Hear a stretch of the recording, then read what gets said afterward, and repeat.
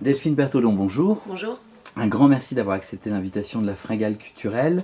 On se retrouve pour un nouveau roman, Les corps inutiles, aux éditions Jean-Claude Lattès, disponible depuis le 4 février en librairie.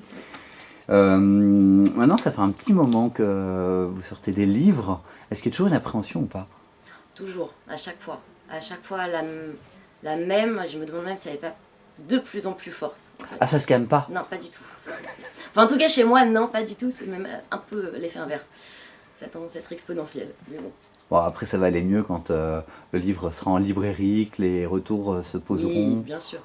Bien sûr, c'est parce que c'est quand on tient à son travail aussi. Du coup, on a peur qu'il ne plaise pas, on a envie de... Voilà, oui, qu'il fasse sa vie. Tellement beaucoup de travail à un livre que... Oui. Bah oui, c'est beaucoup de travail, c'est bien certain. Puis c'est au moins un an de sa vie, en général. Donc, où on vit complètement dans l'histoire, dans un autre personnage que soi. Donc c'est fort comme lien. Alors dans ce roman, le personnage principal c'est une femme, elle s'appelle Clémence et elle occupe tout le roman. C'était une volonté d'avoir vraiment un personnage qui occupe tout le roman. Oui, vraiment ça, j'avais vraiment envie que ce soit son histoire à elle.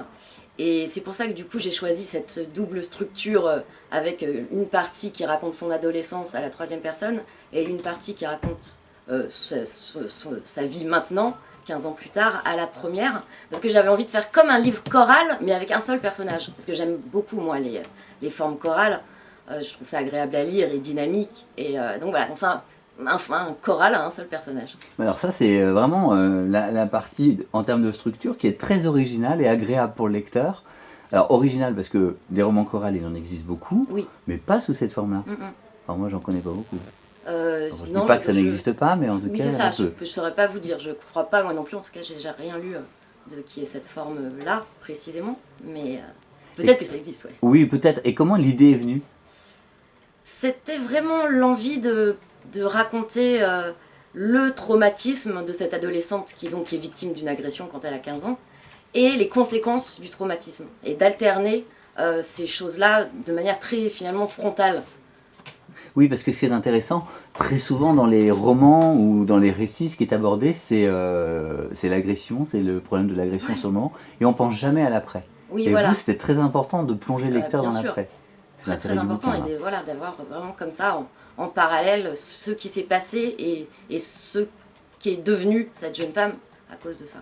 Alors la psychologie de ce personnage, Clémence, fonctionne mais très très bien. Et c'est là où vous avez fait votre boulot de romancière, mais c'est là où ça titille notre curiosité. Comment vous avez fait ça? Créer ce personnage? Comment vous avez travaillé sa psychologie? Je pense que peut-être pour une fois, le personnage me ressemble vraiment à moi dans la vraie vie. Donc déjà, ça aide. Ouais. Et puis d'une manière générale, ma manière de travailler les personnages, c'est vraiment l'incarnation. C'est vraiment me mettre dans leur peau, à leur place. C'est pour ça que j'écris quasiment qu'à la première personne aussi, parce que ça aide. Et voilà. Et là, la difficulté, c'était moi qui travaille beaucoup avec les sensations d'habitude, avec la description des sensations, c'est quelque chose que j'aime bien. Là, c'est un peu un challenge de travailler avec un personnage qui précisément avait perdu toute sensation physique. Donc j'ai dû travailler sur voilà, le fait de différencier sentir et ressentir, les sensations, les émotions. Et je pense que ça fait peut-être partie des choses aussi qui du coup titillent le lecteur parce que c'est un aspect psychologique particulier de cette jeune fille et qui est presque une maladie métaphorique, cette perte du sens du toucher. Alors, elle a vécu une agression, on ne rentrera pas dans les détails, les lecteurs découvriront sous quelle forme quand elle a 15 ans, mais donc va s'incruster en elle une certaine violence, mais la question qu'on se pose, est-ce qu'elle ne l'avait pas avant aussi? En tout cas, cette violence, elle s'exprime durant ses 15 ans et durant ses 30 ans. Parce qu'elle a quand même une façon de s'exprimer assez forte. Oui, elle a un fort caractère. C'est sans doute ce qui fait que...